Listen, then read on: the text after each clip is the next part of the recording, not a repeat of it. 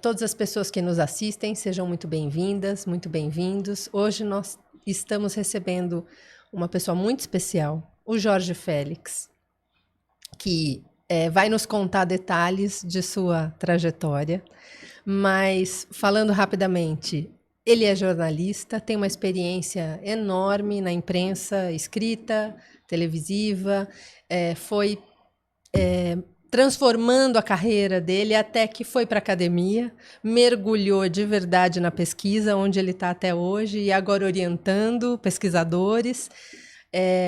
O Zé Márcio hoje não pôde vir, então estarei aqui com essa baita responsabilidade de conversar com você. Jorge, obrigada por sua presença. Obrigado, Regina, e um olá aí para todos, né? Porque a gente nunca sabe o podcast, se a pessoa ouve de manhã, à tarde ou à noite. Então é só um olá para todo mundo e é um prazer estar aqui. Muito obrigado a você, ao Zé Márcio, né, pelo convite. E parabéns pelo podcast, que sempre que eu posso eu acompanho também. Jorge, eu separei um pouco alguns fatos aqui, mas eu queria que você mesmo nos contasse. Mas vamos lá, assim, você é carioca, nasceu em 67, mas já está fora do Rio desde 1991, né? Tem toda essa carreira no jornalismo que eu queria muito que você contasse para a gente um pouco as suas passagens, né, pelos veículos e também as grandes transformações que a gente foi presenciando, né? Você na redação, eu do outro lado do balcão, vivi um pouco isso também, né, nas assessorias de imprensa. 30 anos que eu tenho 30 anos aí olhando essas transformações e a gente viu mudanças muito radicais, né, nesses Sem últimos... dúvida. Principalmente depois da chegada do Google, né? Eu acho que é um grande marco aí. Tem o marco da chegada da internet, mas a grande revolução mesmo acontece quando a velocidade de acesso às informações aqui, né? Muito rapidamente, primeiro pelo Google, depois por milhões de aplicativos, né? E depois conta um pouco para a gente também sobre a sua carreira acadêmica, mas vamos lá. Onde você começou? Onde você fez faculdade, Jorge?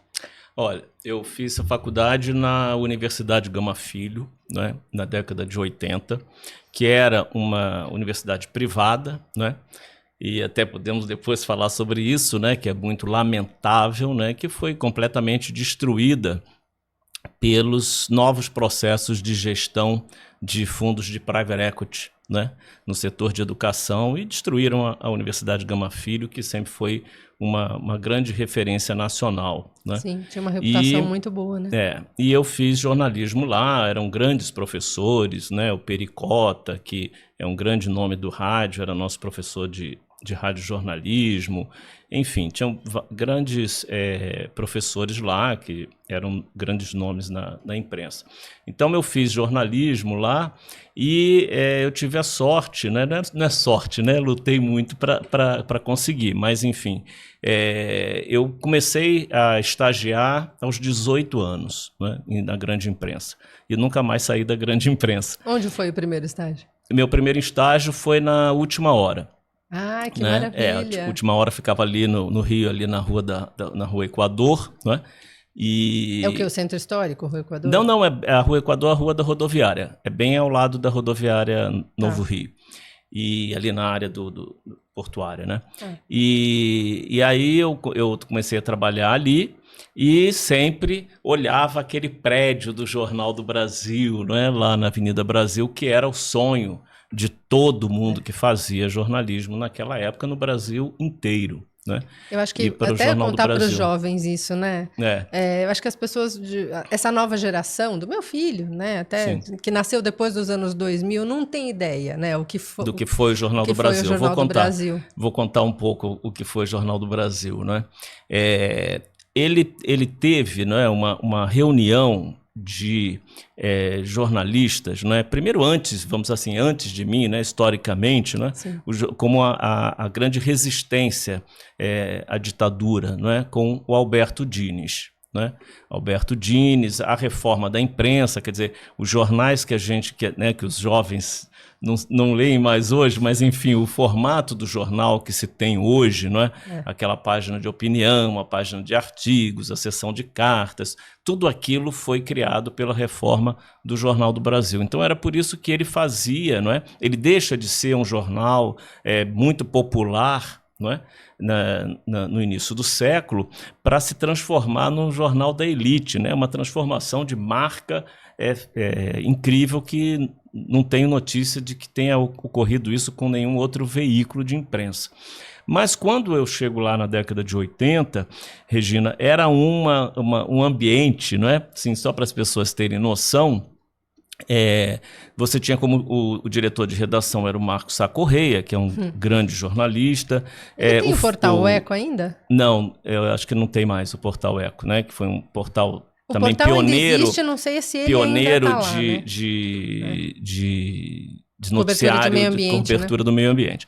Mas era o Marcos Sá Correia, o Flávio Pinheiro, que foi até pouco tempo diretor do Instituto Moreira Salles, o Roberto Pompeu de Toledo, né, que foi da Veja durante muitos anos, as pessoas devem conhecê-lo, autor de grandes livros. A Miriam Leitão era editora de economia, a Regina Zappa era editora de internacional, o Marcelo Pontes era o editor de política, o Anselmo Góes, né, que depois veio a ser meu editor, meu chefe, mas ele estava na coluna do Informe JB, onde eu também trabalhei. Ninguém amanhecia no poder no país, sem ler primeiro o Informe JB. Né? Até isso é importante fazer uma ressalva, né? O amanhecer é porque hoje a gente lê o Jornal do Dia a partir das 11h30 da noite do dia anterior. Do dia anterior, né? Mas nessa época não, tinha que esperar o impresso chegar. E tinha gente que saía cedo de casa e ia para a banca buscar também, né? Não esperava e corria para a banca buscar o jornal. Mas a leitura do Informe JB ela era obrigatória, né? No poder, em Brasília, no Brasil inteiro, no mercado financeiro, porque era dali onde saíam as maiores informações de bastidores, como o pessoal hoje gosta muito de falar. Bom, e o Arthur Chechel era o editor do Caderno B, que era também uma referência na cobertura de cultura. O Zuenir Ventura era um editor especial e editor do Caderno Ideias. Né? Então, enfim, era uma convivência, né, da Nusa Leão, enfim, mesmo as pessoas mais conservadoras, né, Dom Marcos Barbosa, que era colunista, o pai do Marcos Sá Correia, o Vilas Boas Correia, eu convivi com todas essas pessoas intensamente. Que privilégio. Foi um privilégio e um nome muito especial para mim, né, na minha recordação até hoje, que é João Saldanha. Né? A gente tomava café de manhã ali, né? Passava a moça com um carrinho de café, a gente tomava café ali discutindo política e o João Saldanha discutindo política com a gente. Entre tantas outras pessoas, Marcos de Castro, né, que é também um nome histórico no Brasil e na imprensa. Enfim, foi um período de uma formação. Eu fiquei 10 anos praticamente no Jornal do Brasil, né, no Rio de Janeiro, aqui em São Paulo e em Brasília. Pós, mestrado e doutorado na redação do JB. Aqui em São Paulo também, o Sardenberg, né, quem me trouxe para São Paulo foi o Carlos Alberto Sardenberg, né, que era o diretor da sucursal aqui em São Paulo.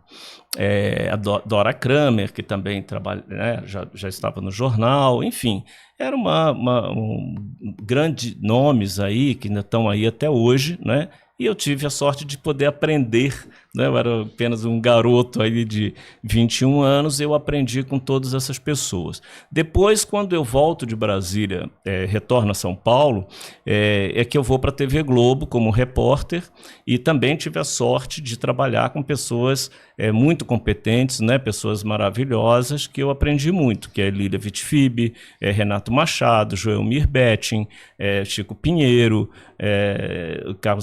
Carlos Nascimento, enfim, ainda existia na redação toda uma geração, não é, de jornalistas muito experientes, sobretudo em televisão, porque quando a gente faz né, só para explicar para o pessoal, quando a gente faz essa passagem do impresso para a televisão, não é muito fácil, né? É uma outra né? linguagem, é um outro produto, as pautas são diferentes da abordagem, né? Então, aprendi isso tudo. E depois trabalhei em vários outros veículos, né? Eu digo, Regina, que assim, eu fiz tudo em comunicação, né? Eu fiz jornal, revista, né? Trabalhei na Isto É 2 vezes, criei a revista Quem, né? Fui o redator-chefe da revista Quem, na Editora Globo, escrevi para várias outras revistas, então jornal, revista, rádio, eu trabalhei na Rádio JB, trabalhei aqui também na Rádio 107, né? Era colunista, trabalhei em televisão, trabalhei também na Rede Manchete, fiz um estágio antes de ir para o Jornal do Brasil na Rede Manchete, trabalhei na TV Cultura, trabalhei em portais, né? O meu último o portal que eu trabalhei foi o IG, né? Mas trabalhei antes, escrevi para o AOL, enfim, fiz teatro, né, fiz cinema, então todos os meios de comunicação, e também trabalhei do outro lado, né, com você, juntos, né, trabalhamos juntos. Então tudo isso assim, me dá, né, uma felicidade muito grande de hoje viver assim, você vai passando por todos os meios de comunicação. E depois, quando eu já tinha, né, eu estava com 38 anos já, então já estava com 20 anos de imprensa diária, né, de todo dia, eu decidi voltar a estudar. E decidi, eu falei, não quero fazer nada de comunicação. Comunicação, não quero aqui chover no molhado. Embora a comunicação a gente sempre esteja aprendendo, como todas as profissões, mas eu decidi fazer o mestrado em economia, né? E fiz o mestrado em economia política na PUC, né, de São Paulo, onde eu conheci todas as pessoas que vêm aqui muito, né? Fiz nossa turma hoje, né? Está aí muito em evidência, Guilherme Melo, né, que é secretário de Política Econômica, que fez o mestrado com a gente, o próprio Galípolo, André Perfeito. Galípolo estava na sua turma mesmo? Eu fiz uma disciplina com o Galípolo, a disciplina de Economia do Setor Público com o João Machado, professor João Machado, que foi orientador do Galípolo. E quem foi o seu orientador? Mas a gente não tinha tanta relação. Tá. O seu orientador do Minha mestrado? Orientadora foi a Rosa Marques. Ah, a própria Rosa. Rosa que é Maria coordenadora Marques. lá, né? Hoje é a coordenadora do programa de pós-graduação em Economia Política da PUC, que eu recomendo imensamente. Né? E, enfim, e aí depois eu fiz o doutorado também em Ciências Sociais, também na PUC, né? E atualmente eu estou no estágio pós-doutoral na Unicamp, estudando, e sempre, né, essa minha linha de pesquisa sempre foi o envelhecimento da população. Desde o mestrado? Desde o mestrado, E agora eu estou estudando a questão do endividamento e das pessoas idosas. Aí a gente já vamos entrar nesse tema, que aliás é outro tema interessantíssimo e tem muitas coisas para a gente falar sobre ele. Mas eu queria que você contasse antes, você tem agora uma empreitada mais recente, que é a The Conversation Brasil, né? Sim. Que é interessantíssimo o trabalho da Conversation aqui, né? Então, o The Conversation, ele hoje ele é um dos principais veículos de divulgação científica do mundo. Né? Ele é uma associação sem fins lucrativos, né? Eu faço esse trabalho totalmente voluntário. Você é conselheiro, é isso? Eu sou presidente do conselho. Tá. Sou o fundador, né, aqui no Brasil e presidente estou presidente do conselho.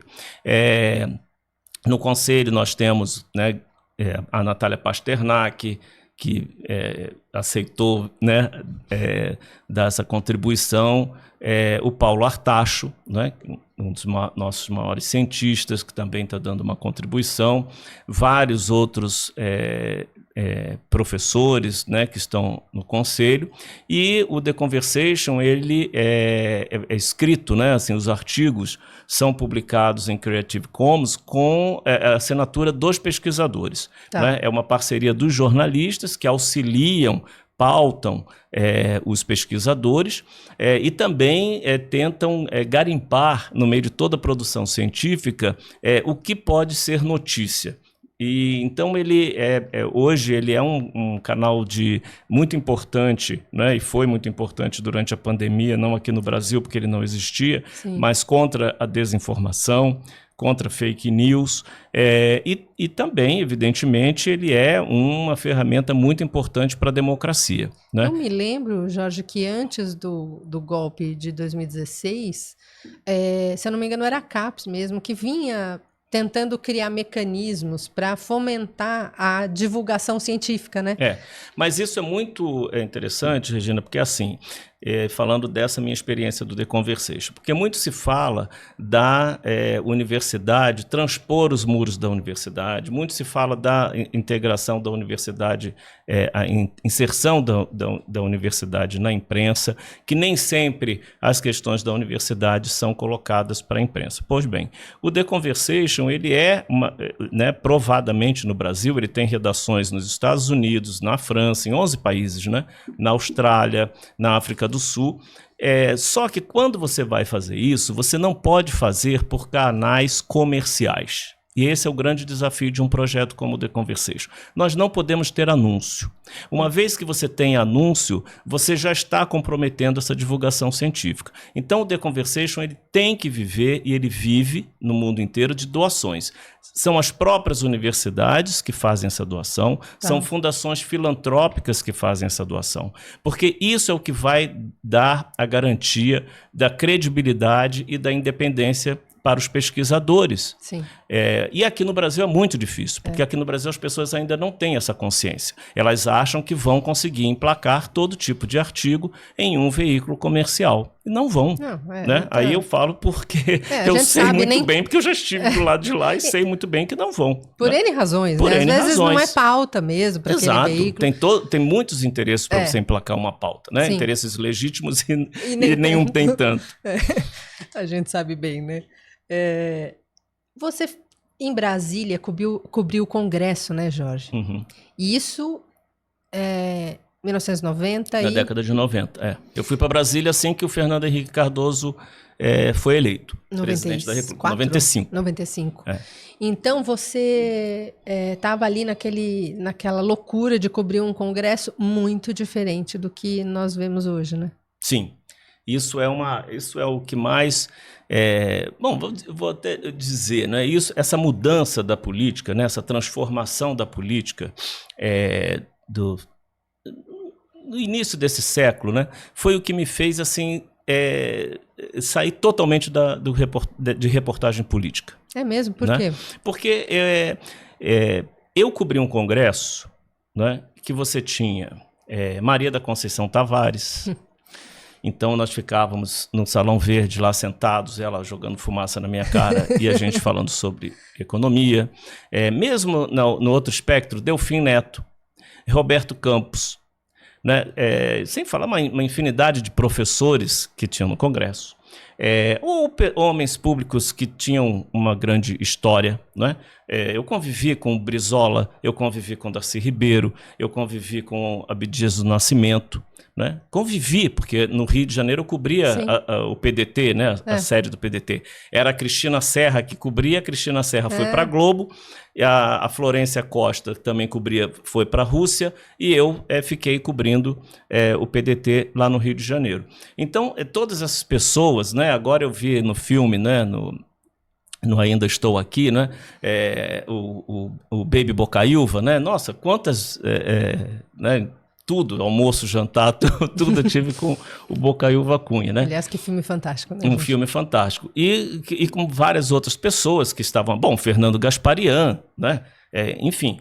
Então, quem cobriu política, né, com esses homens públicos, né, não tem ou não deveria ter, ou faz muito sacrifício, eu sei dos colegas, para cobrir política hoje, no Congresso Nacional que nós temos hoje. Então eu falei, eu não vou ser enganado por essas pessoas, eu não vou ficar aqui cumprindo um papel de um repórter que tem que publicar o que essas pessoas, né? Eu ficaria muito infeliz de ter que entrevistar o Valdemar Costa Neto todos os dias. Né? Muito infeliz. Então, assim, eu me recuso a fazer isso. Isso é uma agressão à minha formação, e eu acho que deveria ser uma agressão à inteligência de qualquer um.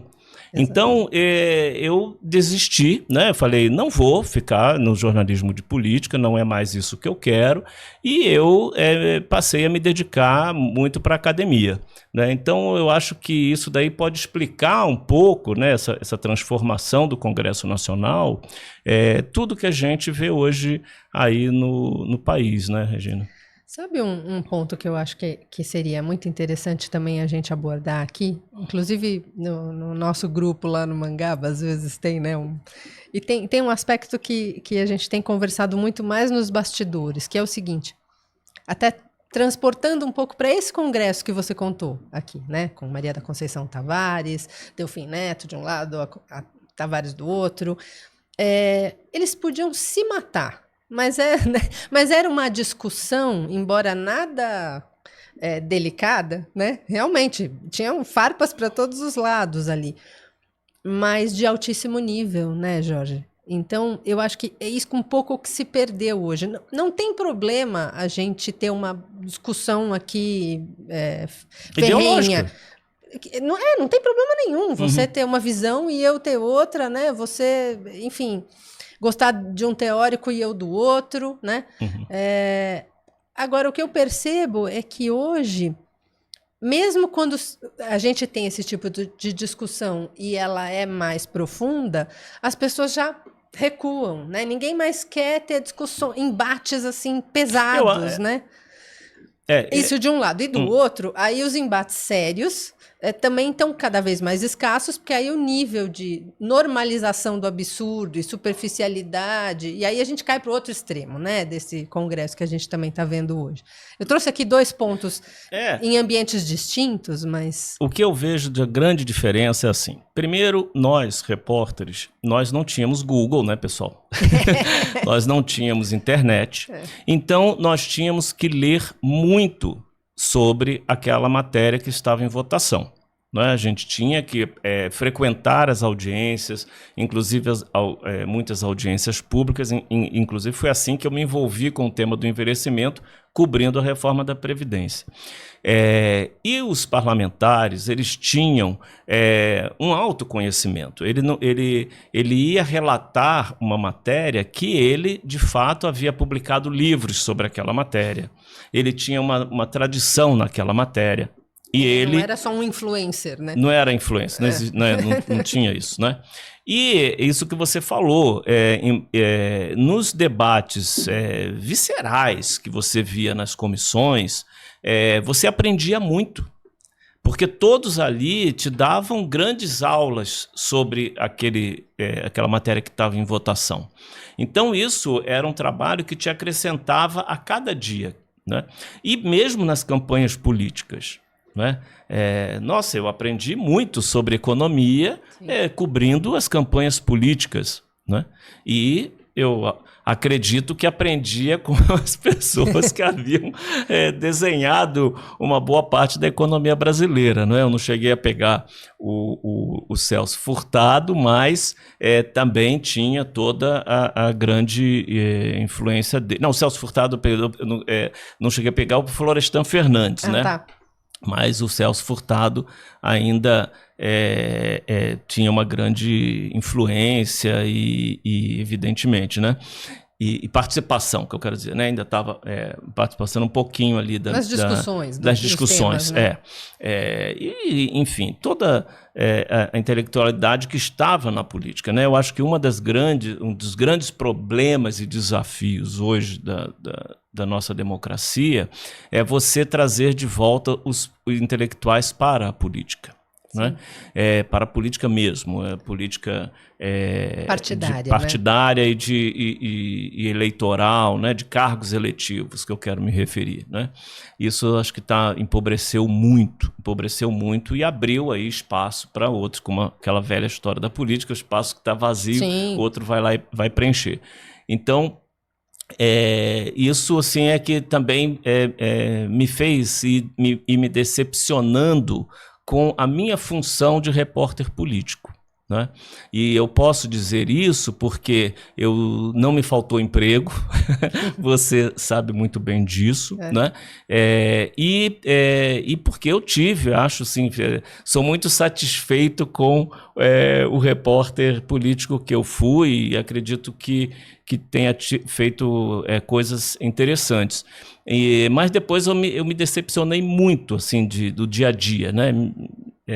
Então eu falei, não, eu quero outra coisa para mim, não quero ficar ouvindo essas pessoas, né? Sim. E aí fui para outro caminho. Não que eu esteja fora da política, né? Claro. Mas como cidadão, e como professor também, né? E trato de um tema extremamente político, né? Que está sempre aí, né? Escrevo algumas coisas, mas não como repórter político mais. Eu acho que você realmente conseguiu entrelaçar, né, a multidisciplinaridade do seu tema de pesquisa com toda essa sua experiência anterior mesmo, né? Porque você pesquisa endividamento da população, especificamente no recorte, né, da população idosa, e os números são... Você me passou um artigo muito interessante seu com a Gita Debert, né, que agora é sua orientadora de pós-doc, né? Supervisora de pós-doc. Não muda o nome, né, no pós-doc.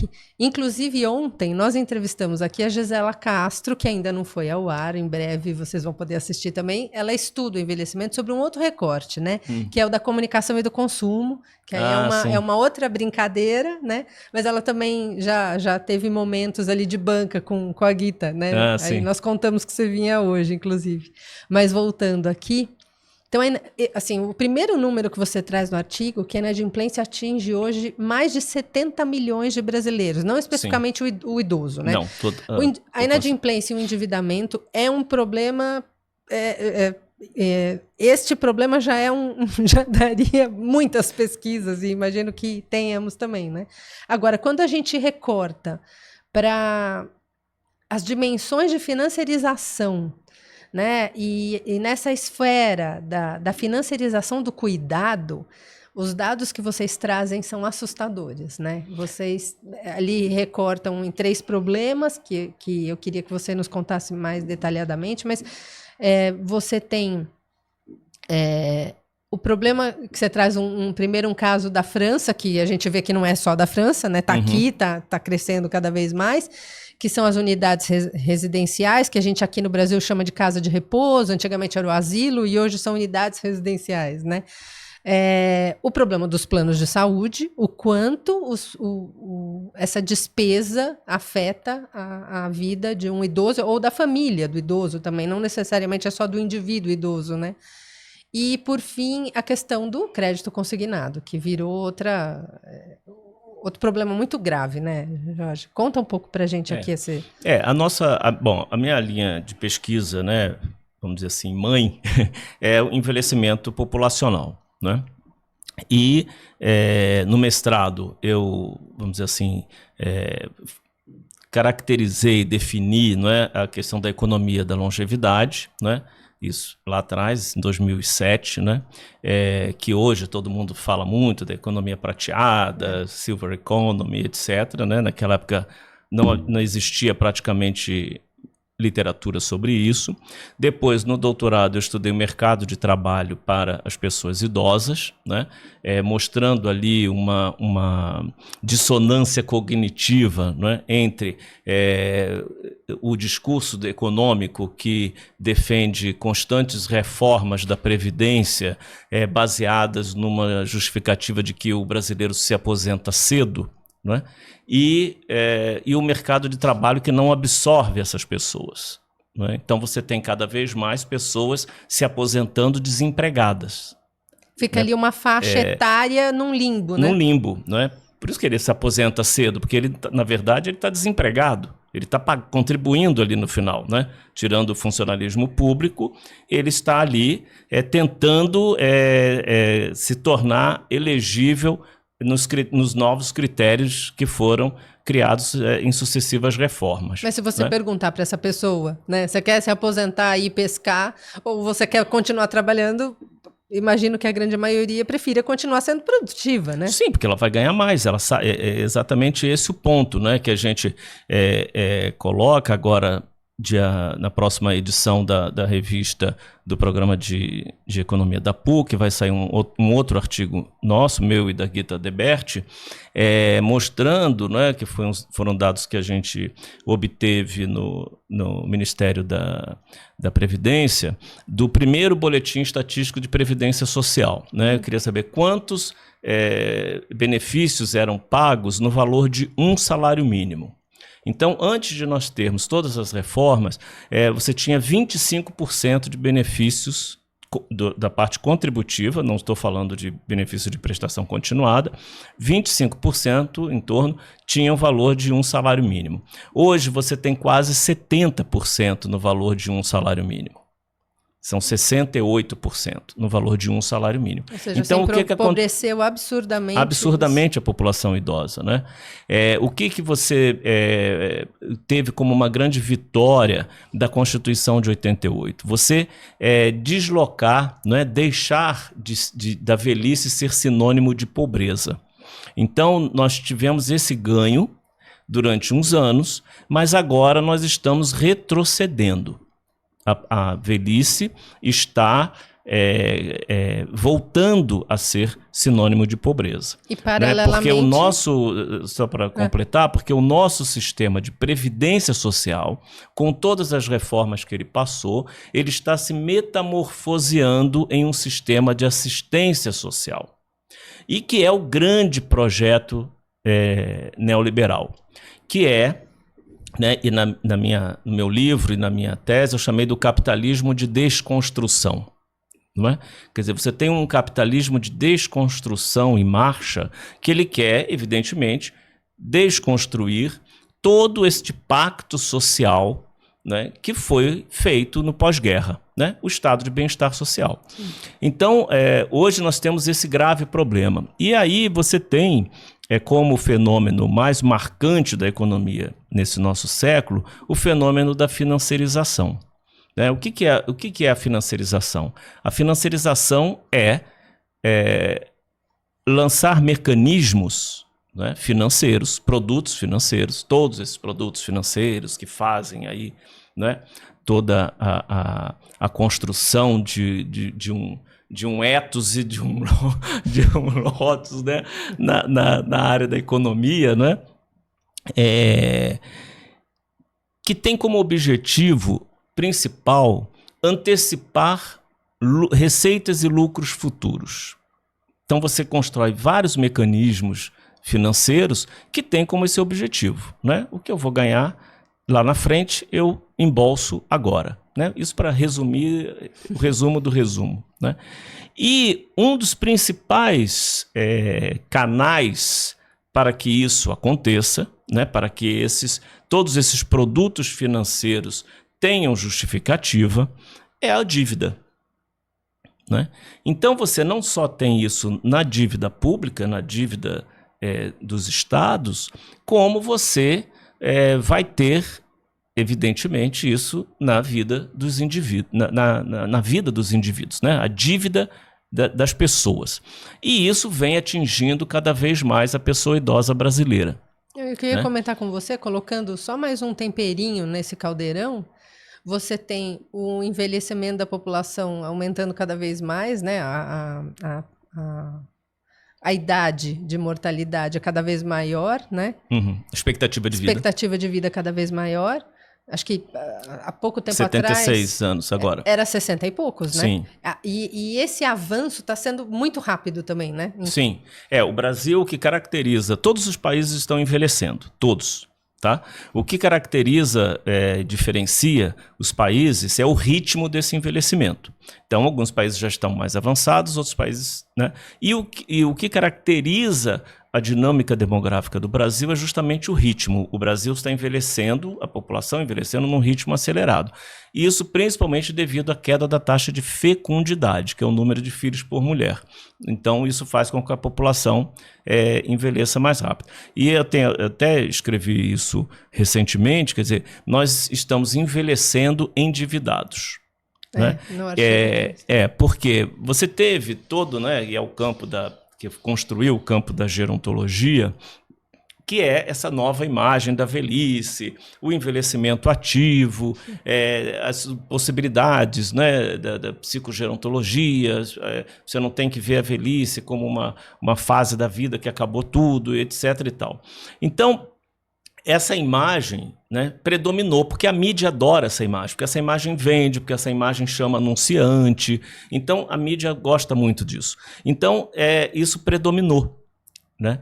A pandemia fez emergir a dependência, fez emergir o sentimento que todos nós somos dependentes uns dos outros, né? E que existe, sim, uma velhice bastante dependente, que está aí sofrendo os efeitos, vamos dizer assim, da outra transição, né? Porque nós temos uma transição ecológica, nós temos uma transição demográfica e nós temos uma transição epidemiológica, né? E essa velhice sofre essa transição epidemiológica, que são as doenças crônicas, as doenças neurodegenerativas, etc. Bom, e aí para trazer essa questão do tema, como nós analisamos isso, né, eu e a Gita Debert, nós pegamos 3 dimensões desse endividamento das pessoas idosas, né?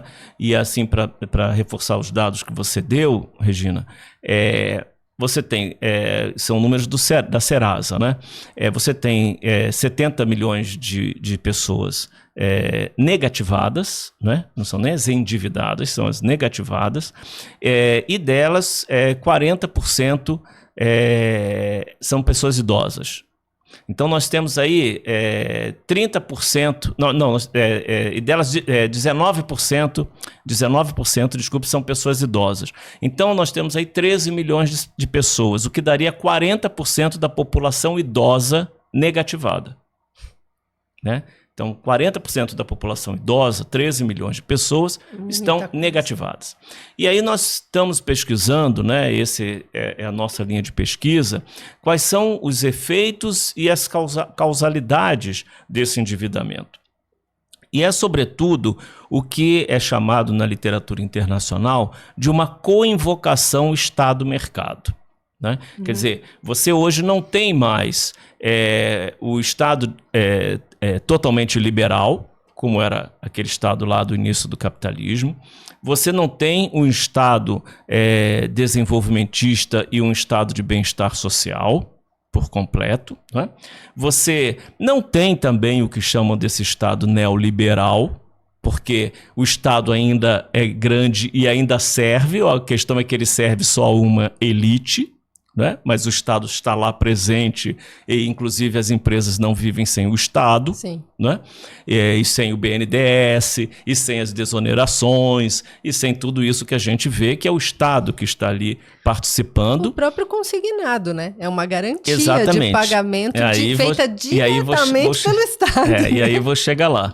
E o que você tem hoje também não é o Estado regulador, que é o Estado construído pelo período do Fernando Henrique Cardoso no Brasil, pelas agências reguladoras, né? Para mim, esse Estado está completamente nu, né? Esse Estado não atende mais a qualidade de serviços, esse Estado regulador. As agências reguladoras não funcionam, né? É preciso que se diga isso com todas as letras, mas ninguém aponta o dedo e diga esse modelo de Estado que foi tão maravilhado por todo mundo, ele não funciona, ele também foi cooptado pela elite. E hoje você tem o quê? O Estado fiador, né? Como eu e a Gita definimos, o Estado fiador. O Estado não pode te dar educação, ele não pode te dar saúde, ele não pode te dar resolver serviços, né, te prover de serviços que tradicionalmente, né, pelo modelo do Estado de Bem-Estar Social, ele é que oferecia. Então ele faz assim, olha, eu sou o seu fiador e você vai lá no mercado financeiro e pega os recursos que você precisa no mercado financeiro. E ele praticamente te empurra para esse endividamento, né?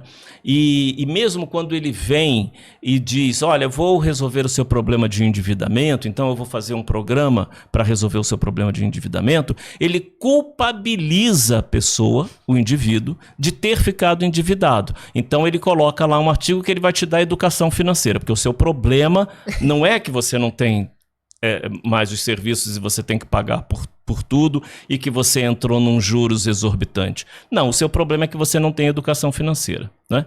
Então, esse que é o quadro. E como nós analisamos isso? Primeiro, sobretudo pelas dívidas de cuidado, né? Quer dizer, a mesma base teórica que eu usei na questão da economia da longevidade. Quando você envelhece, você altera a sua cesta de consumo. São produtos que você não consumia, são produtos que entram na sua cesta de consumo e as famílias brasileiras estão passando por essa total transformação na sua cesta de consumo. Jorge, eu tenho exemplos práticos para te dar. Eu tenho minha mãe com demência frontotemporal, 89 anos. Cuidadora segunda a segunda, né? É isso. Eu sou a cuidadora da noite, mas durante o dia tem cuidadora profissional. E eu tenho a minha tia na casa dela com 95, também com cuidadora morando. Então, a cesta é fralda geriátrica, as medicações, é isso, o plano de saúde, as cuidadoras e o condomínio, né? E a outra questão, Regina, nessa transformação das famílias e na questão do cuidado, né, das despesas do cuidado, que não são providas pelo Estado, é que você consegue planejar o número de filhos. Então, as famílias brasileiras, elas começaram a planejar o número de filhos ou a não ter filhos. Só que você não consegue planejar o número de pessoas idosas da sua família. Essas pessoas idosas já estão aí. Então, você pode ter 2, 3, né? Você pode ter 4, os 2 pais de um do casal, os 2 pais do outro do casal. Né? E você ter que dar conta desse cuidado dessas 4 pessoas, ou de 2, ou de 3. Né? Isso altera completamente, né? E não é planejamento que vai dar conta disso, né? E você precisa de muitos recursos para você prover esse cuidado, né, de uma forma que ele deveria ser provido. E o agravante é que a gente sabe que quem cuida é a mulher. Então você teve uma grande inserção da mulher no mercado de trabalho e hoje você está tendo uma restrição dessa mão de obra feminina, né? Ou a mulher tendo a dupla, tripla jornada. Exato. Para o trabalho de cuidado, né? Então, assim, hoje nós estamos em discussão no Congresso Nacional, né? Hoje, nós, Brasil, que eu digo, né? Da Política Nacional do Cuidado, né? Que reconhece o cuidado como trabalho. Né? Existe até um cálculo, né, de quanto que... Sim, estudos, né, para você tentar calcular. A professora Simone Weiman, lá da Federal de Minas Gerais, é uma que está debruçada sobre isso, né? Vamos tentar calcular esse custo desse trabalho. Agora, é uma bomba relógio, né, Jorge? Eu fico pensando isso, porque como você comentou, né, de novo, trazendo um exemplo caseiro, né? Mas assim, a minha mãe teve 3 filhos, né? Tem 2 filhas mulheres, eu me revezo com a minha irmã, eu só tenho um. Né? Então e fora as famílias que não têm filhos, enfim, né? Sim. Então tá, aí vai para uma casa de repouso ou unidades residenciais. Eu não conhecia esse termo, unidades residenciais, que inclusive o nome técnico é Instituição de Longa Permanência para Idosos, ILPI. Tá. É o nome técnico, né? Mas que pelo que eu percebo, em outros países, aí tem diferenças também, né? Os europeus, os orientais, como cuidam dos seus idosos, né? A relação também de respeito com seus ancestrais, dependendo de cada cultura, é diferente, né? Mas aqui no Brasil, o que eu vejo, assim, você até comenta no artigo, né? Que aí você tem... Esse artigo, só para você querer te interromper, só para fazer uma propaganda para todo mundo. Por favor. Ele está na Revista de Estudos Avançados, né? Na última edição da Revista de Estudos Avançados da USP. Não, interessantíssimo. Para os nossos... A financiarização da velhice. Ótimo, ótimo. E está também... Né? Vou falar, porque senão a Lena Lavinas depois vai brigar comigo. Tá. E está também, né, uma outra versão dele, até uma primeira versão, no livro Financiarização, né? Que a Lena Lavinas organizou com mais 3 autores, né? Que foi uma publicação da editora Contracorrente e do Centro Celso Furtado. Ah, que bacana. Mas outro aspecto, entrelaçando também um assunto que você tinha acabado de falar, né? Nessas unidades residenciais, depois queria que você contasse um pouco mais desse caso do nosso do colega francês aqui, que lançou uma reportagem independente, que foi o que estourou o assunto, né, na Europa. Você fala francês, eu não, né? É Les Fossoyeurs, Os Coveiros. Os Coveiros, exatamente. O título do livro. Quando ele traz um caso assustador, né? Vamos explicar aqui para o pessoal entender. Que assim, o grande desafio, né, como a gente estava comentando, o grande desafio das sociedades hoje e da economia é a questão do cuidado em relação ao envelhecimento. Né? Eu vejo assim, que são 2 questões. Você pode ter, do ponto de vista que isso foi a minha dissertação de mestrado, né? Tentando ativar essa chave de interpretação aí no campo da economia. Porque se você perguntar para um economista o que você acha da questão do envelhecimento da população, faça esse teste. Ele vai começar a falar sobre previdência social, né? Porque a cabeça do economista ela está programada para pensar nas contas públicas. Sim. Né? Por esse lado, né? Olhando lá o que está e tentando fazer o tal do equilíbrio. O tal do orçamento. Do orçamento, né? Que é o que a gente está aí na discussão toda no país. Só que na questão do envelhecimento populacional, hoje você tem uma interdisciplinaridade muito grande que afetam também a economia e que vão afetar também o equilíbrio fiscal. Só que os economistas não conseguem enxergar isso. Quem vai afetar isso é a questão do cuidado. Né? E que pode afetar, por um lado bom, que aí é o que eu chamei de economia da longevidade, que é você fazer uma política industrial para ter o mínimo de produtos nacionais nessa nova cesta de consumo das famílias. E até trabalhadores e trabalhadoras. E a questão do mercado de trabalho. Né? Para atender essa demanda. Isso. Né? E, por outro lado, você vai ter que equacionar essa questão do cuidado. E aí vem o caso da França, né? Como você falou, isso varia muito de país para país, e na França você tem um modelo subsidiado, né? Quer dizer, o Estado, cada pessoa institucionalizada, como a gente chama, quer dizer, cada pessoa que está residindo num residencial para idosos, né? Que são as EPADs lá da França, ela recebe, a EPAD recebe um subsídio do governo. E o que aconteceu? E que aí eu falo isso porque quem tem recursos, Regina, acha sempre que tem como resolver. Não, eu sou rico, eu vou conseguir resolver. Não, eu tenho como pagar uma ótima cuidadora aqui e vou ter como pagar, né, se eu for por um residencial, por acaso, se os meus filhos me colocarem num residencial, tiver uma doença, lá eu também vou ter, e aí vou ser bem tratado, porque eu vou escolher um residencial de luxo, porque eu posso pagar. Né? Bom, o que aconteceu na França? O residencial mais luxuoso de Paris, né, deixava idosos todos sujos, comendo de McDonald's, uma sujeira tremenda nos quartos, enfim, todo tipo de maltrato que você possa imaginar. E esse jornalista francês, o Victor Castanet, denunciou isso com esse livro, que chama Os Coveiros, né?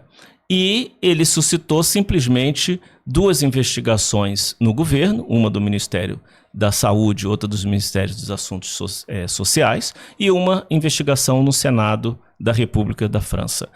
Todas as denúncias que ele fez foram confirmadas. Né? Então havia um conluio entre o ex-ministro da Saúde do Sarkozy com o grande fundador dessa grande rede de ILPIs, que era chamada ORPA, né? Mas depois se verificou que a segunda maior rede da Europa, a coreana, também tinha esse mesmo problema. Por quê?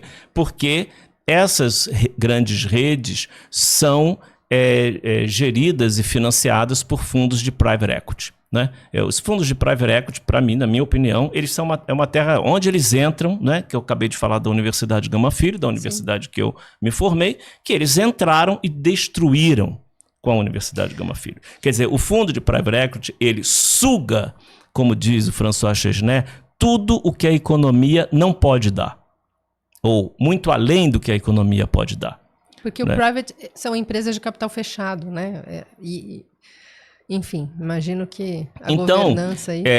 eles, embora as pessoas pagassem, né, uma alta mensalidade nessas residenciais... Quando a gente fala em alta, é mensalidade de 15, 20, 25... Aqui no Brasil, né? 15, eu te diria de 15 a 25 mil reais por mês. Né? E isso dependendo do combo, né? Porque muitas operam com combo. Você tem direito a isso. Se você fizer mais tal coisa, você paga por fora. Então, isso deixou tanto as pessoas idosas como as famílias endividadas, né? Em muitos casos.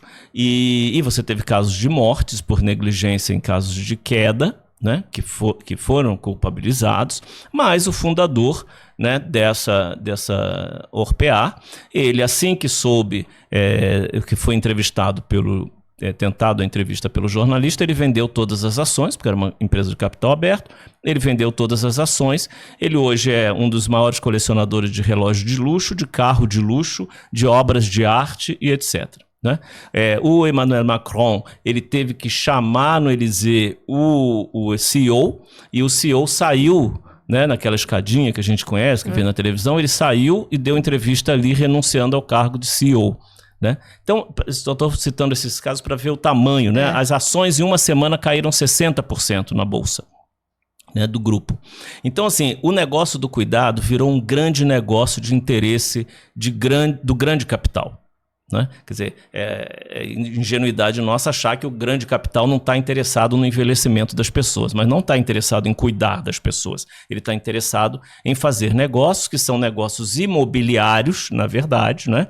Porque essas unidades eram... imóveis de luxo, muito bem localizados, né, em Paris, em toda a França, e esses imóveis eram vendidos com, evidentemente, um contrato de aluguel, né, leonino, e a receita dessas unidades tinha que fazer jus a esse aluguel. E então a conta não fechava e você acabava não tendo recursos para contratar pessoas e mesmo para comprar comida para essas pessoas que estavam morando nesses residenciais. Não, e não nos enganemos, né? Uma dessas empresas veio para o Brasil, né? Uma dessas empresas esteve no Brasil, abriu várias unidades, não estou aqui fazendo, né, nenhuma acusação de que tenha ocorrido isso, mas é isso que nos preocupa, né? Como pesquisadores, a gente tem que dar alertas, né? Qualquer teoria que não dá alerta não presta para nada. Então, o que nos despertou de pesquisar isso é porque esta empresa já estava no Brasil e era sócia de um fundo de private equity aqui também do Brasil, né, bastante conhecido. Então, você vê uma movimentação, né, em termos de negócios para o envelhecimento que são de alto risco, para dizer o mínimo. Né? E a parte da reindustrialização tendo o envelhecimento da população, tendo essa nova cesta de consumo das famílias como uma motivação, né, que deveria ser feita uma política industrial em relação a isso, né, e eu chamo em outro artigo do complexo econômico industrial da saúde e do cuidado, né, porque o cuidado está esquecido, né, você restringe tudo só uma questão de saúde, né. Então isso precisa ser, no meu entendimento, né, humildemente pelas pesquisas que eu tenho feito em 20 anos, está sendo negligenciado, né? Está sendo negligenciado. E essa discussão hoje no Congresso desse projeto de lei, o que você... Eu estou assim um pouco, né, esperando para ver as questões né, o que vai ser de fato aprovado, né? O que eu fico, né, como um militante, né, da causa do envelhecimento, um pesquisador, um professor na área de gerontologia, o que causa uma certa estranheza é que E nesses últimos meses, a área social foi usada quase que para dar uma resposta ao mercado financeiro, não é?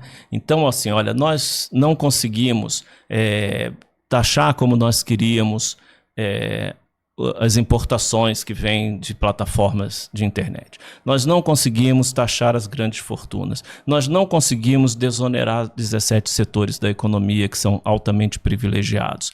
Então, mercado, eu vou te dar uma resposta aqui. Não, pode deixar que eu estou vendo aqui as despesas, né, obrigatórias, e eu vou te dar alguma resposta.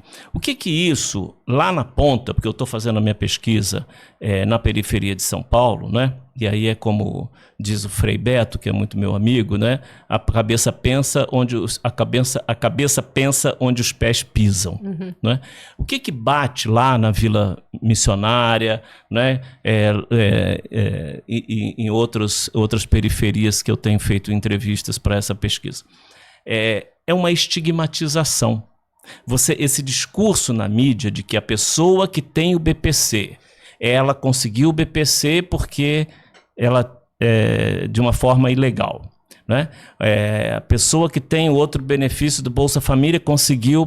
Isso estigmatiza a pessoa que mais necessita do Estado. Porque na vizinhança dela, apontam o dedo para ela e falam: aquele ali, ó, vive de Bolsa Família. Aquele ali, ó, vive do benefício de prestação continuada.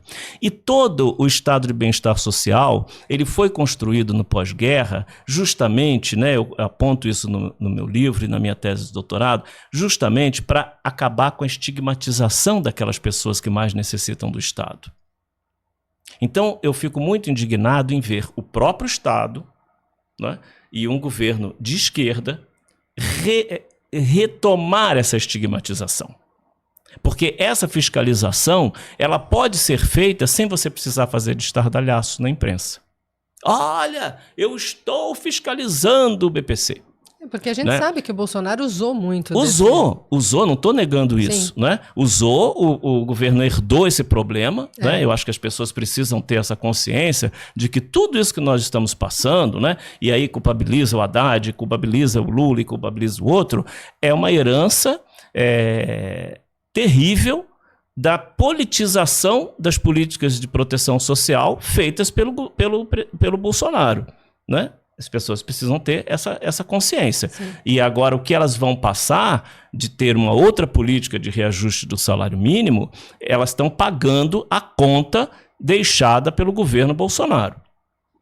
Né? Isso é preciso ficar muito claro. Sim. Né? Agora, fora isso, também tem esse outro lado. Né? Eu acho que não teria que ter tido esse tipo de preocupação, né?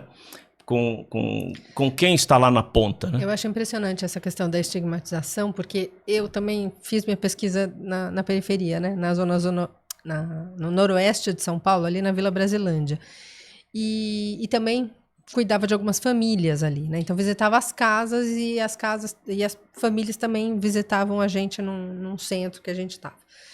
E eu perguntava, até porque isso já vem de longe, né? Essa estigmatização não é de agora. Desde o começo do Bolsa Família, não trabalha mais, sim, fica encostado, porque agora tem o Bolsa Família. Então eu perguntava para todas as famílias qual era a renda, né? Embora minha pesquisa não fosse de economia, era de educação, qual era a renda daquela família. E claro, era todo mundo informal, faziam os bicos e tal. E quanto que era o Bolsa Família? Primeiro que assim, famílias de 6 pessoas eram Bolsa Família na época, isso 2014 a 16, de R$260, R$270. Aí eu perguntava, mas então, o que você paga com o Bolsa Família, né? Então, tem mês que eu consigo pagar tranquilamente minha conta de luz. E quando sobra um pouquinho, a gente compra uma mistura ou a gente compra leite.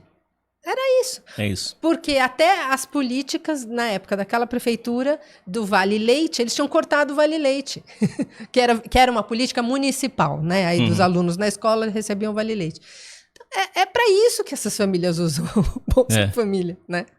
Exatamente. Não é para se encostar no Estado. E é por isso que elas ficam tão endividadas, né? Porque, evidentemente, que com a redução dos benefícios previdenciários, né, com essa metamorfose, né, quero repetir, essa metamorfose do nosso sistema previdenciário em um sistema, na verdade, de assistência social, né, e as pessoas não estão reparando isso, que nós estamos deixando uma grande quantidade de pessoas idosas com o que na França eles chamam do mínimo velhice. Né? Na França eles usam esse termo. Você recebe o mínimo velhice, porque lá não tem não está atrelado com o salário mínimo, com o SMIC, né? Então, nós estamos construindo aí uma grande quantidade de pessoas idosas que vão precisar de cuidados, que não vão ter esse custo de cuidado e que as pessoas vão começar a faltar ao trabalho ou vão largar os empregos para cuidar dos seus parentes, né? Porque elas também não vão ter residência. Nas palestras e tudo, quando eu vou falar, eu falo muito isso, né? Quem aqui não quer ser um fardo, que fala assim, eu não quero ser um fardo para o meu filho, para minha filha, me coloca num asilo e que está tudo bem. Não, né? Sabe para onde dizer, vai. Não vai ter asilo, não vai ter como colocar, você não vai ter dinheiro para colocar, né? Que o outro ponto para a classe média é justamente a questão do plano de saúde, né? E aí eu volto à questão que eu falei da falência que eu vejo desse modelo de Estado regulador, né? Quer dizer, esse Estado regulador ele não dá conta.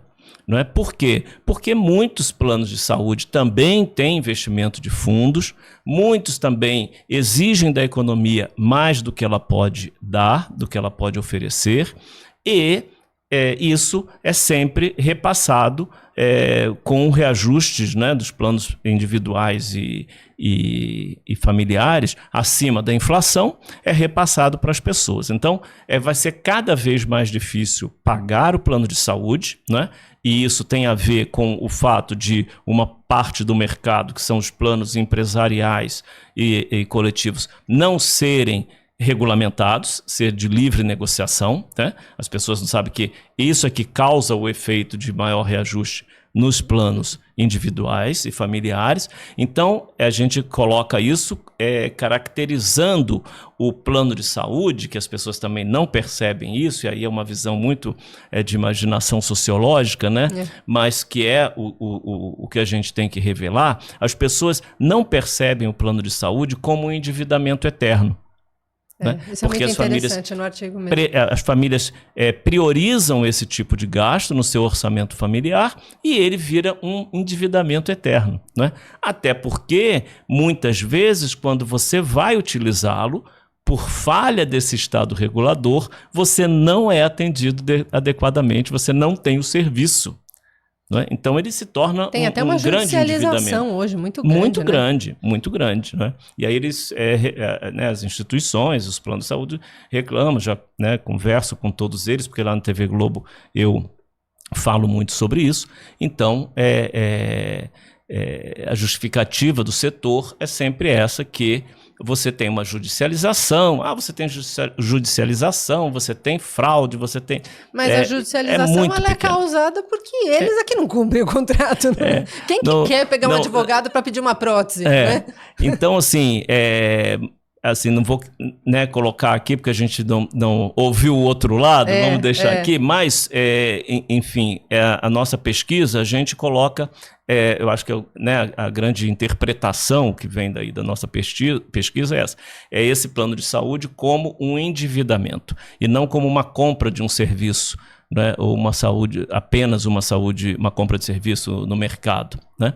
E por fim, outra dimensão que a gente coloca, que é o crédito consignado, que esse é o mais evidente, né? E que deveria ser concedido com uma taxa de juros muito menor, porque ele tem risco zero. Você sabe, Regina, que só 1% tem 1% de inadimplência no crédito consignado. Isso não existe, né? Não tem existe. Nenhum outro tipo de produto que tem 1% de inadimplência. Né? Então você tinha que ter ali juros muito mais baixo, né? Você teve um embate aí desse governo com o setor financeiro para redução da taxa de juros do crédito consignado.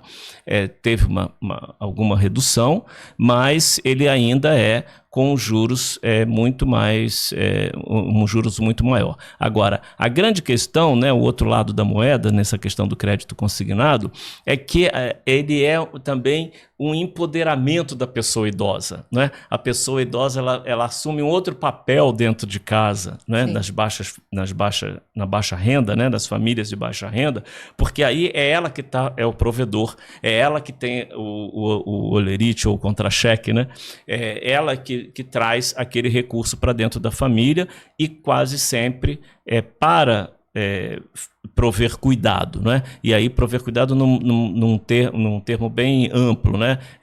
Tanto comprar alimentos mesmo, porque tem muito crédito consignado para comprar alimento, né? Eu quero dizer assim que todas as mulheres que eu entrevistei com mais de 60 anos, com renda de até 3 salários mínimos, que estou entrevistando, esse endividamento tem razão alimentar, né? Então o Brasil ainda vive uma grande insegurança alimentar, não é uma coisa da fome, mas é uma insegurança alimentar, é isso que você falou, tem o básico, não tem a chamada mistura, né? Como falam aqui em São Paulo, foi um termo que eu sempre conheci aqui em São Paulo, quando eu cheguei, assim, a mistura. Então, é isso que a gente verifica, mas a gente verifica, por outro lado, que esse contratante de crédito consignado é incrível, né? Mas ele quer aumentar a parcela que ele pode se endividar, ele quer aumentar a parcela de recursos que ele pode pegar com o crédito consignado. Né? E uma coisa que eu fiquei extremamente impressionada, meu pai faleceu faz 12 anos já, né? E minha mãe pegou a pensão da aposentadoria dele.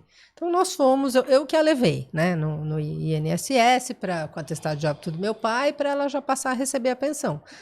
E no mesmo dia, eu não estou brincando, no mesmo dia, nós chegamos isso foi a tarde toda, né? Quase um passeio. Quando a gente chegou em casa, já estava tocando o telefone do banco. Sim. Oferecendo crédito consignado. Porque assim, Regina, outra, né, característica que a gente coloca, que eu acho que é importante dizer, que é uma característica talvez a mais perversa dessa economia financiarizada que a gente sobrevive, né? Que é a violência. Né? Mesmo aquela questão do microcrédito, que foi tão elogiada, etc., ela não vê a violência que está incutida no endividamento. Né? A cobrança do endividamento, sempre na história do mundo, da humanidade, ela sempre foi cobrada com violência. Né? O clássico é O Mercador de Veneza, do Shakespeare, né? Mas em toda a literatura a gente vê essa questão da violência, né?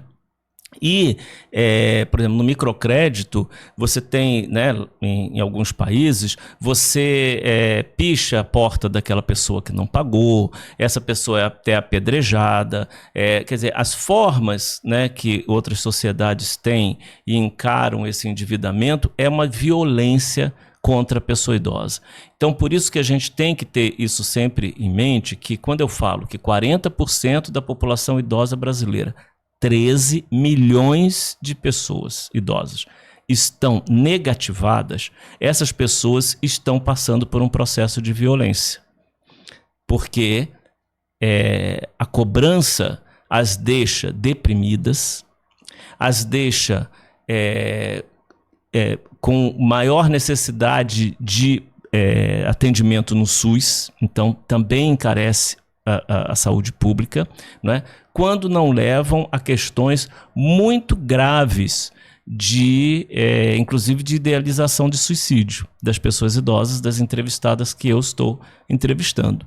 Então, o que nós estamos passando, assim, muita, todas as que eu entrevistei até agora, elas estão deprimidas e tomam remédios, medicamentos ou têm outros gravíssimos problemas que servem de gatilhos para outras doenças mais graves e é um endividamento por uma grande parte, eu posso dizer, né? Ainda estou no início da pesquisa, mas é a minha hipótese que começa a ficar bem evidente, por falta do Estado, por falta de provimento, não que elas usam o SUS, mas é um provimento de cuidados de outras formas, ou principalmente, né, esse que é a grande questão, que é a renda muito baixa, né?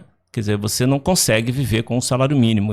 Esse salário mínimo, ele não existe, porque você não consegue viver com esse salário mínimo. Ainda né? mais nas grandes cidades. Questão da luta sindical aí histórica, né? Que mostra qual é o salário mínimo que a pessoa precisaria para viver.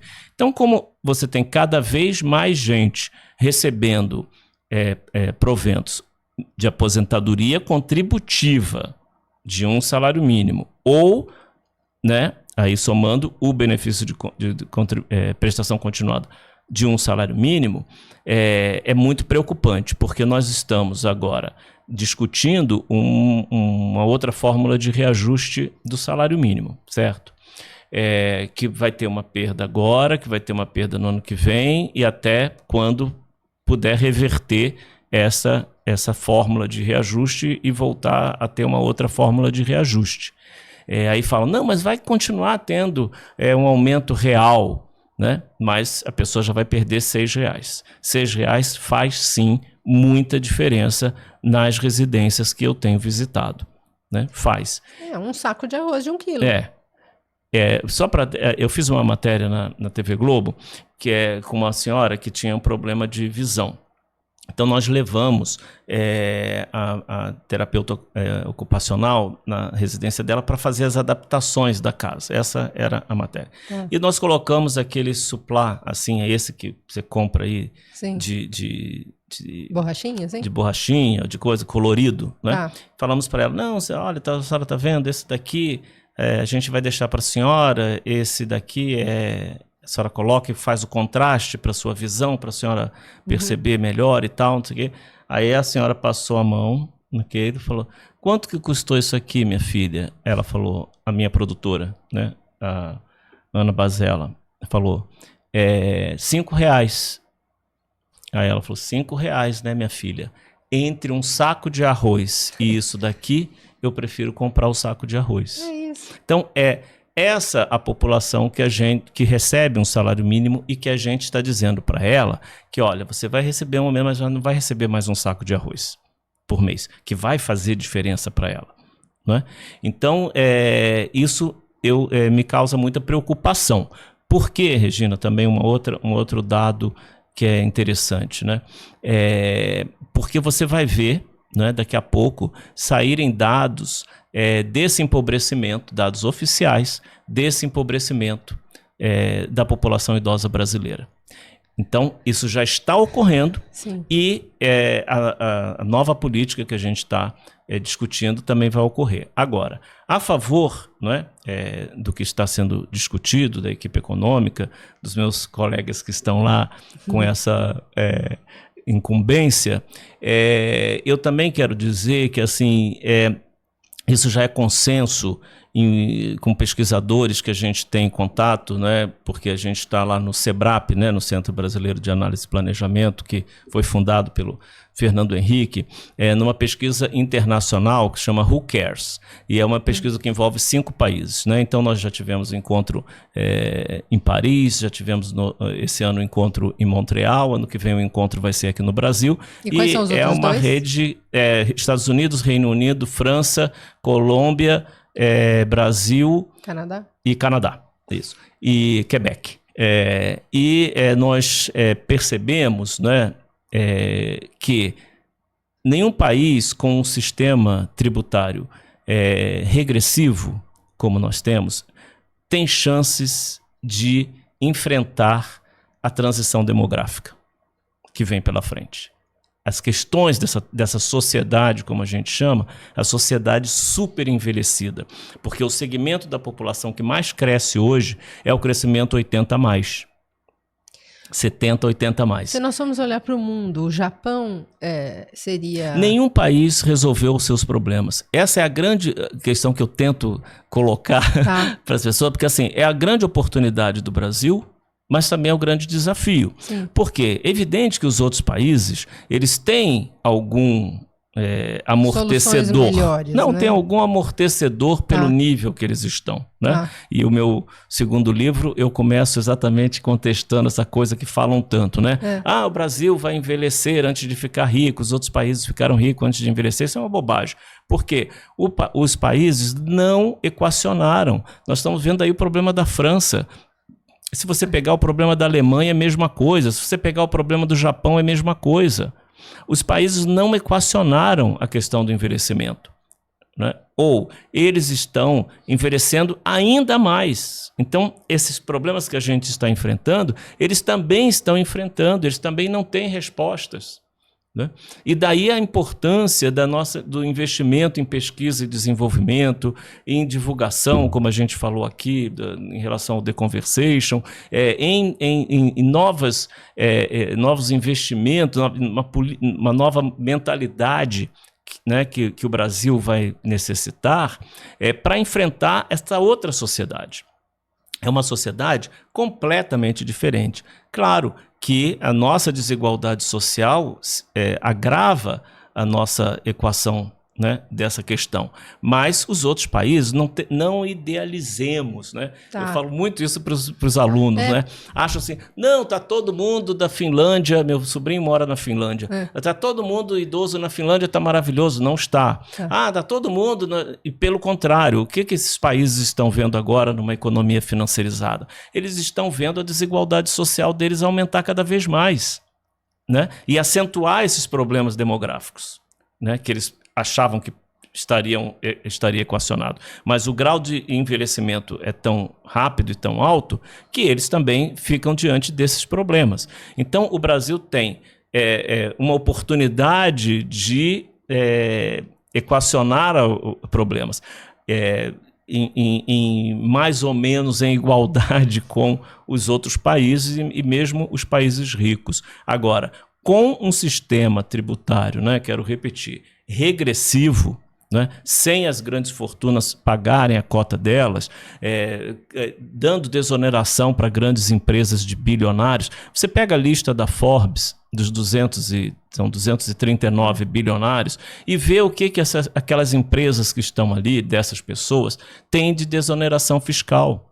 Faz esse cruzamento, né? Isso que uma imprensa de verdade deveria ter feito. Sim. Mas você vai ver aquilo e você vai ver que é impossível você equacionar a questão do cuidado, a questão de saúde pública e a questão de educação com um sistema tributário que, né, você fica ali todos os dias tendo que literalmente catar moeda para suprir os investimentos sociais. Se fizer uma projeção, porque pelo que eu tô entendendo, claro, precisa ter muito, tem que olhar para o problema de frente, primeira coisa, né? Não ficar na negação, porque esse é o problema do brasileiro, né? Tem que ter muito planejamento de curto, médio e longo prazo. Agora, se a gente olhar para esse envelhecimento tão veloz, o problema já está acontecendo, mas em 5 e 10 anos ele vai se agravar e em 15, 20, se não tiver esse planejamento, não tiver uma ação agora, vai ser um problema seríssimo. Né? Nós já estamos num problema muito sério, porque esse problema já está atingindo a carreira e a educação de muitas mulheres. Né? Essas mulheres que são chamadas para o cuidado. Né? Chamadas, aí você fala assim, mas chamadas por quem? Não, por uma mão divina que fala, você vai cuidar da vovó, você vai cuidar do papai, etc. Essas mulheres já irão fazer falta para a economia agora. Agora, se a gente mantiver essa taxa de desemprego, essas mulheres já vão fazer falta para a economia agora. Porque elas não podem voltar para o mercado de trabalho, porque o custo do cuidado é muito alto para a família, né? E o salário no mercado de trabalho é muito baixo, né?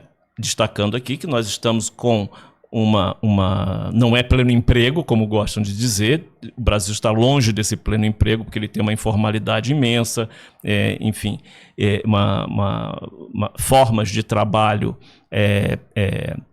degradantes também, em termos de relações de trabalho, então não é pleno emprego. Agora, nós estamos com um mercado de trabalho extremamente aquecido. Para nós não enfrentarmos aí uma inflação de salários, né, nós vamos ter que ter,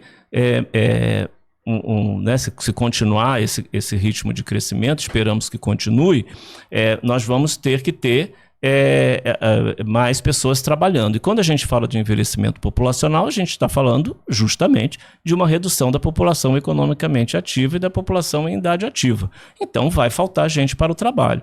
Então essas pessoas que estão no trabalho de cuidado, né, informal, não remunerado, elas vão fazer falta para o mercado de trabalho. Jorge, a gente vai ter que... Estamos chegando ao fim, é uma pena. Queria ainda fazer Passou rápido. Eu queria fazer algumas perguntas ainda, mas vamos deixar para a próxima? Vamos. Já fica aqui feito o convite. Vamos convidar o Zé Márcio. Na próxima, Zé Márcio, nós vamos te convidar. Espero que ele tenha gostado da entrevista que eu fiz sem ele aqui ao meu lado. Mas tá bom. Agora eu acho que o ano que vem a gente talvez tenha alguns avanços no Congresso, então seria ótimo mesmo. E a gente atualiza, né, essa situação. Tá e bom. Você já vai ter avançado na pesquisa também, vai ter mais achados para nos contar. Tá Jorge, bom, muito obrigado. Obrigado a todo mundo que vai assistir a gente aí. Vai ter a paciência de assistir. Um abraço. Espero que vocês gostem. Um abraço.